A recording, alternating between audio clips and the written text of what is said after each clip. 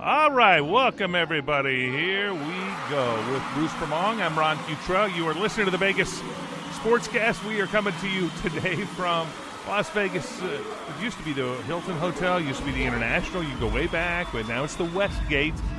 And there's one heck of a Raiders convention going on here, Bruce. This is a little bit. So you hear the noise in the background?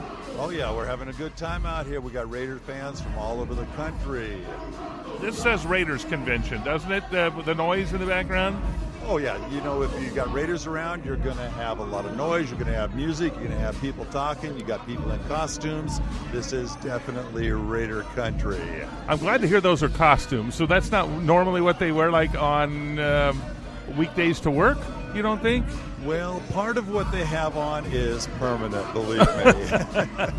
The tattoos, those are, but the skull and crossbones and the craziness.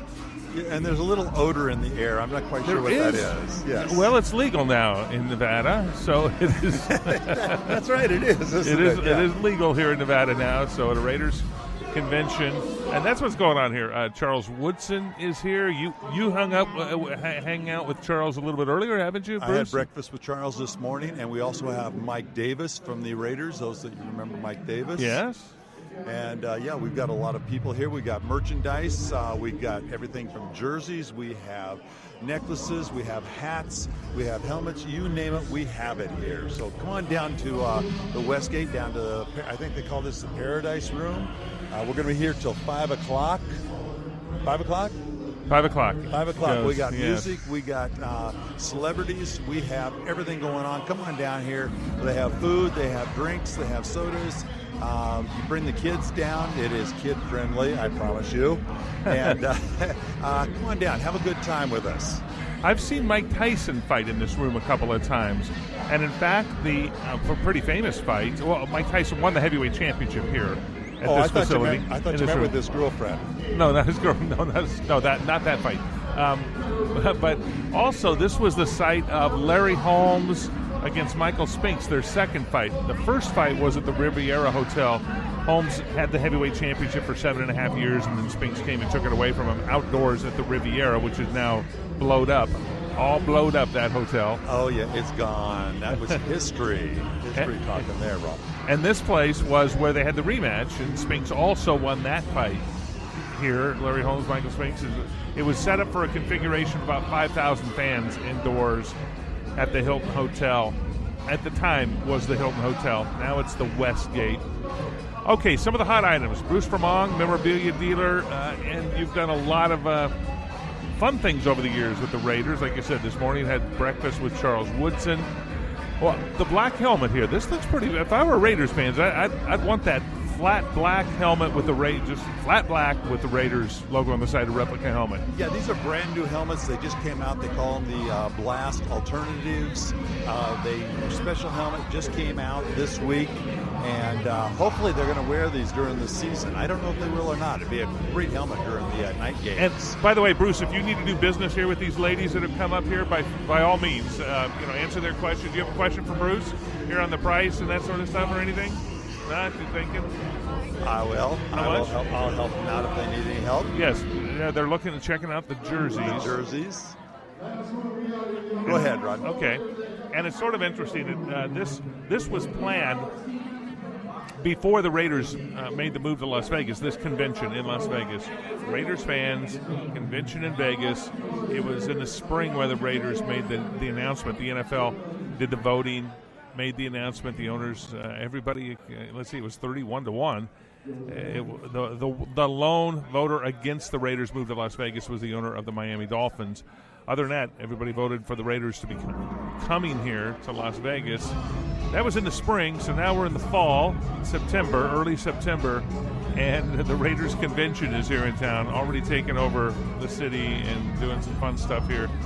The schedule right now for the stadium is to break ground later this year and be completed by the summer of 2020 so the Raiders could play that season and play 3 years from now here in Las Vegas in the NFL, which would be sort of crazy. I mean, that would be, when that happens, it's going to be sort of fun, is one way to describe it here in this town.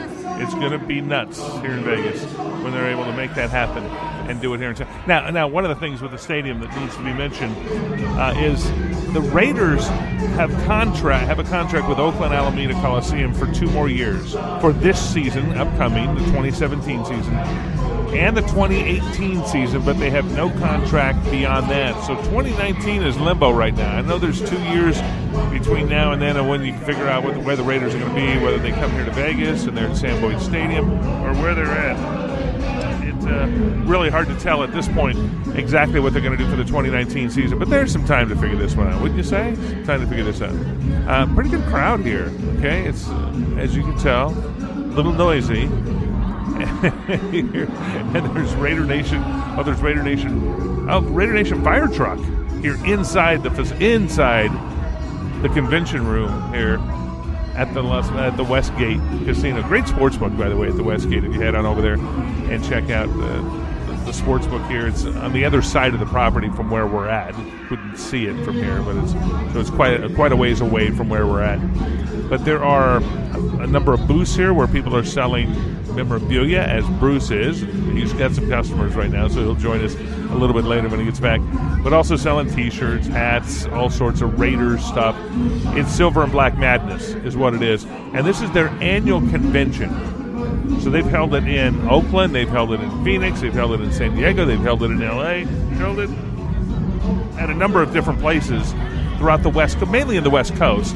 And just coincidental that it's being held here in Las Vegas this year as the year of the announcement of the Raiders coming here to Las Vegas. So, okay, Bruce, doing some business here. You got some customers already buying some stuff? Or let's ask this: how have sales gone for you with some of the Raiders fans here so far? Oh, Raider fans love everything. I mean, they want to have jerseys. They've been buying a lot of the old players. I mean, Matuzak. Oh, the twos. Tatum.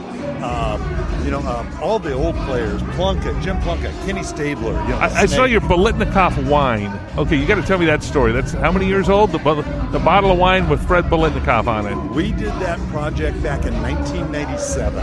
For Fred. Wow. It was the 20th anniversary of the 11th Super Bowl. So I'm going to go 30 years ago. 20 years ago. Well, no. 87? Of 1997. So 97. Yeah, 97. Thank you. 97. So 20 years ago, yes. Project, and I just happened to find 6 bottles of that back in the back of the warehouse. So I brought it down, and we've got 1 bottle left. I mean, 1 bottle left. You're selling those for how much? We're just blowing them out. We brought them down and we said, hey, $35. Oh, wow. Yeah. And, and it's a 1994 Cabernet Sauvignon. And, it's just a great Raider piece that, there are only 300 of them ever made. People aren't taking them but buying them to drink the wine in there, are they? They're saying, no.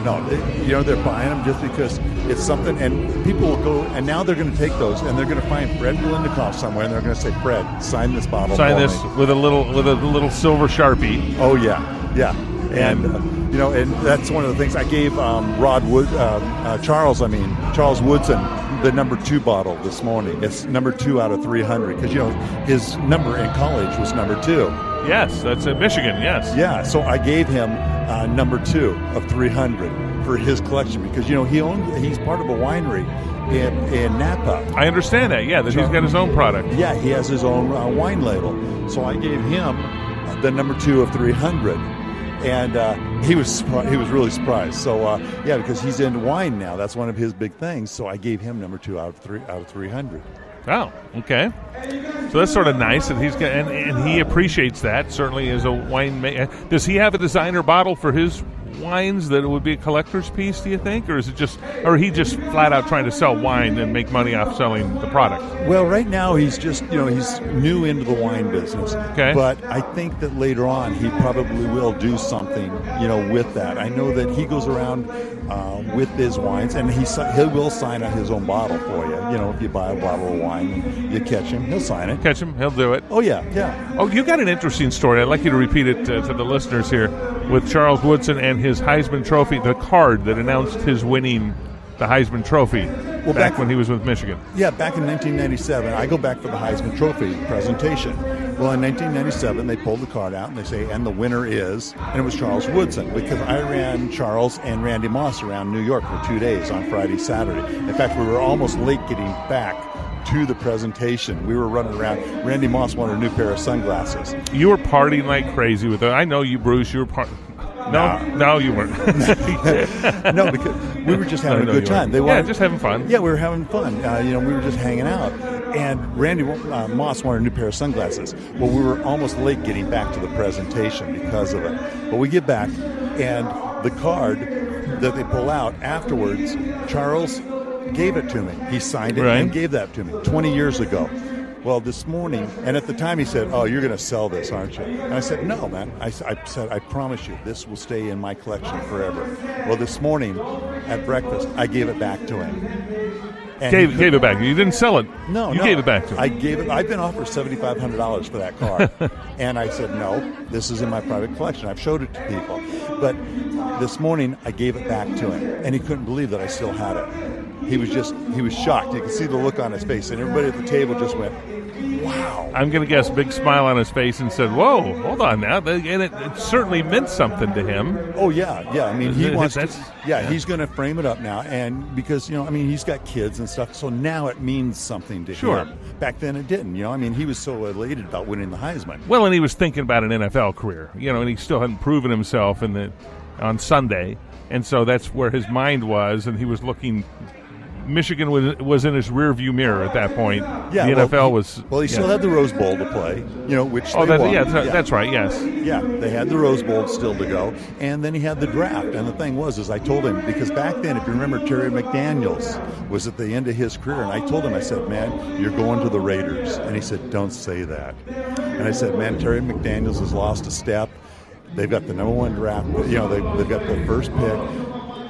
They were looking first for round. Yeah. And I said, "You're going to the Raiders." And he said, "Oh, man, I don't want to go to the Raiders." Oh, is that right? Yeah, that was his first thought? Yeah. Okay. He was thinking Dallas, maybe Miami. And I said, "No, you're going to the Raiders." And sure enough, he did. He ended up going to the Raiders. And the Raiders they weren't in a position, they weren't doing well. Okay, they just moved back to Oakland from L.A. Right. Okay, so they had, and they had struggled obviously in L.A. This wasn't the Raiders of the mid-'80s when they were winning big in L.A. and that sort of stuff. And it's not a big market, it's not the greatest team, and but guys need to remember that you just should be happy to be playing in NFL, because for every guy that's playing in the NFL, there's probably 500 guys that didn't make it. It's just like today. Right. I think they said there's 1,000 guys are going to get cut at 1 o'clock. Well, got cut today at 1 o'clock.